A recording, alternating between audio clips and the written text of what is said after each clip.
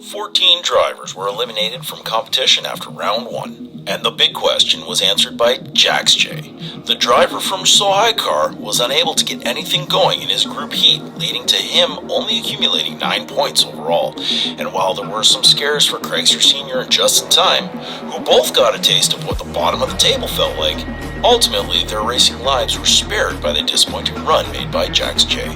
James Ironbeard emerged as the front runner with 32 points, while Zarnock and Boog kept the top of the table close with their outstanding first round runs. Round 2 will consist of the top 18 in points, meaning anyone with 19 or less has been eliminated from competition. The lowest, Jax J, will now have to remain in our specially designed isolation chamber until the conclusion of the tournament, at which time the victor will claim their prize. The drivers have been chosen at random to make up round 2 groups, so let's introduce those racing in Group 1. The first group tonight consists of Grumpy Cloud, Old Sarge, and Rick O'Shea. The Penal Colony driver is looking to add to his first round score of 27, while Rick and Sarge are hoping to stay competitive. This is the Freezie after all, and anything can happen. So let's get round 2 started. The first race starts right now.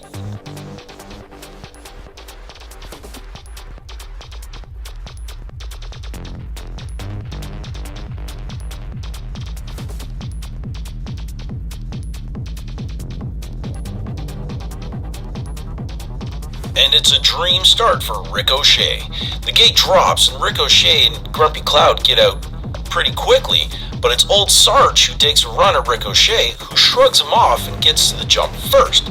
Grumpy Cloud turtles as soon as he lands, and Old Sarge is unable to keep his wheels under him as well. This allows Ricochet to put his foot through the floor and get across the line for a big score starting his round 2. Let's see if Ricochet can keep this momentum going.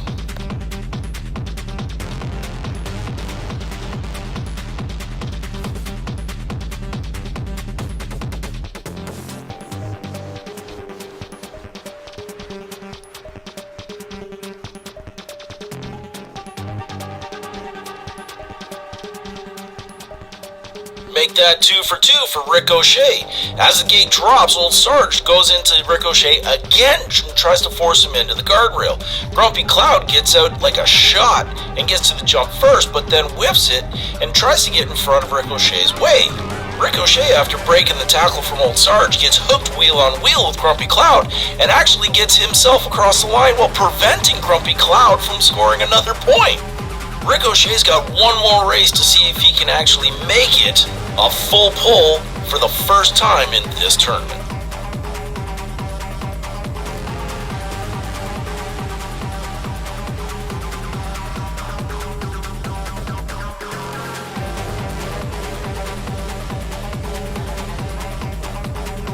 And there it is! Ricochet does it! He comes in for another score. The gate drops and both him and Grumpy Cloud get out in front of Old Sarge, who kind of checks up before the second checkpoint. Grumpy Cloud actually hits the jump almost at the same time as Ricochet, but then whiffs it as he stuffs it into the snowbank. Ricochet then puts on the afterburners, does a wheelie, and checks out as he leaves Grumpy Cloud in his dust. That is another 11 points, and that is a full pull 33-point run for Rick O'Shea. He just sent a message to everyone else. Wow, what a push by Rick O'Shea. This really proves that if your car can get a clean pass on the trail, the points can really stack up. And this driver just put all the leaders on notice by making a statement with the first perfect race of the tournament. This is the momentum a driver requires if they are going to make a run at the top of the table.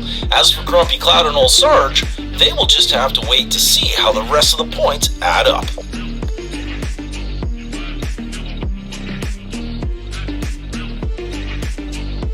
Group 2 tonight sees Arlo take on King Jester and Boog. Now, the obvious favorite for this group would be Boog with his solid showing in round 1.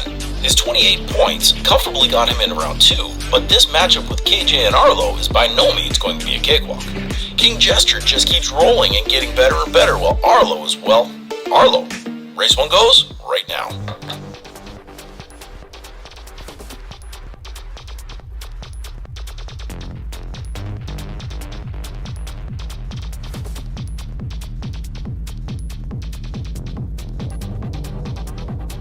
Boog obviously shows why he's the favorite for this group. As the gate falls, King Jester gets into Arlo trying to put him into the wall, but it's Boog who breaks away for a big score.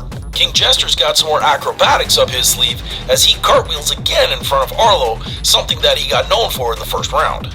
But Arlo's got no time for that, and he's definitely going to have something to say in race number 2. Boog, on the other hand, has no time for theatrics, and he's across the line for a big score to start his second round. King Jester and Arlo are going to have to step it up if they want to keep pace.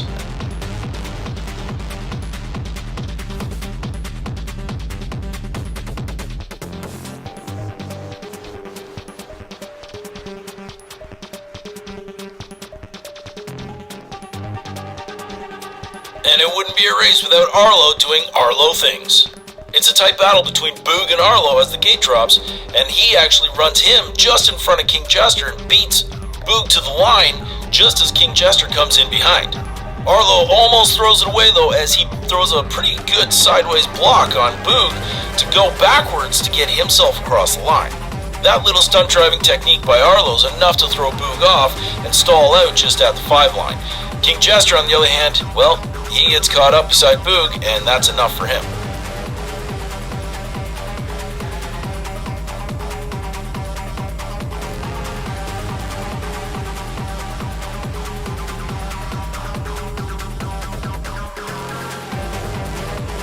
And Arlo goes on the attack once again. As the gate drops, he goes right after Boog, putting him into the wall. Unfortunately, what that does is that puts Arlo sideways at the jump. King Jester also has something to say about this, as he should have taken a good run down the right-hand side, but decides to give Arlo a little help going up and over. King Jester, I guess, took offense to that beautiful paint job on Arlo's car and decides to give it some snow job as he digs his hood into the side of it, flipping Arlo up and over. That ends the third race. This group was a battle for sure, and is really reflected in the scores for each of the drivers. Of the 3, only Boog could have afforded the dropped points, as I'm skeptical as to whether or not Arlo has accumulated enough to make the next round. King Jester really needed to max out his points haulage in order to even get a whiff of moving forward. And that performance all but puts him back on the trailer.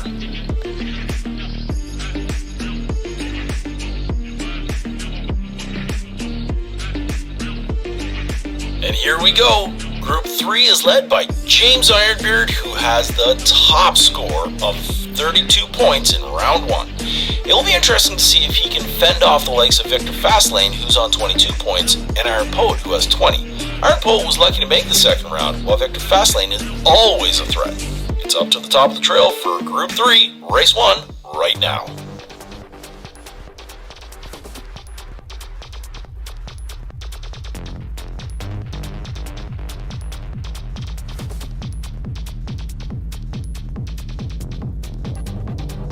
And just like the winners of the other 2 groups, James Ironbeard comes out of the gate with 11 points straight off. In fact, it's a clean start by all 3 drivers, but James Ironbeard and Iron Poet get to the jump first.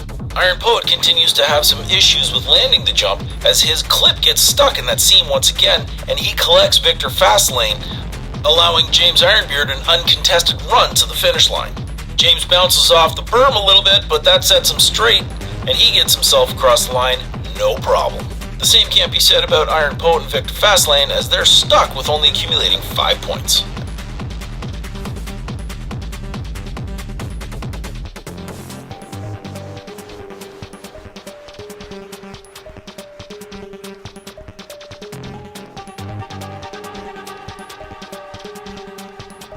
And Victor Fastlane just showed why he's a threat as well. He teams up with Iron Poet to try and squeeze out James Ironbeard at the jump. But Victor Fastlane pulls off at the last minute, allowing Ironbeard to actually throw Iron Poet into the rocks. A little bit of dirty tactics? We won't know, but Victor Fastlane then has a free open shot at the finish line, and he takes full advantage as James Ironbeard still comes across for a big score of 10 points.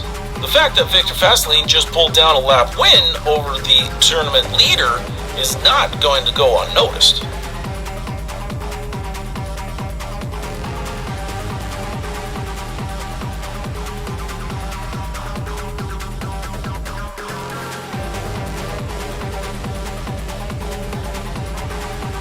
This might be part of the playbook as Victor Fastlane in this lap tries to take James Ironbeard out just like he did last lap.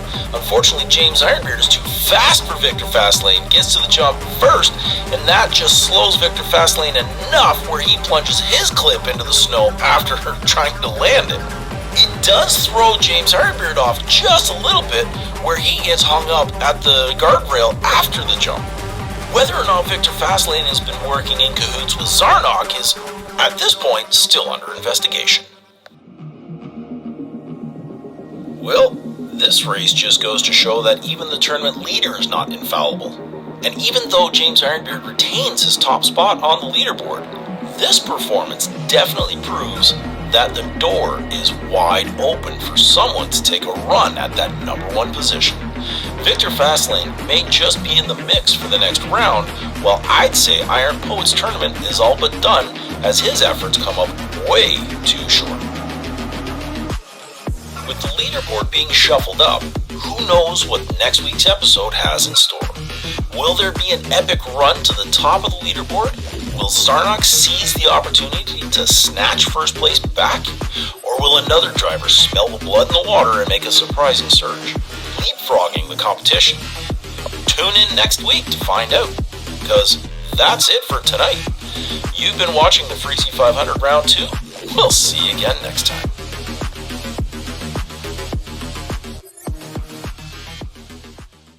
Your destiny is mine to control. I'm always watching.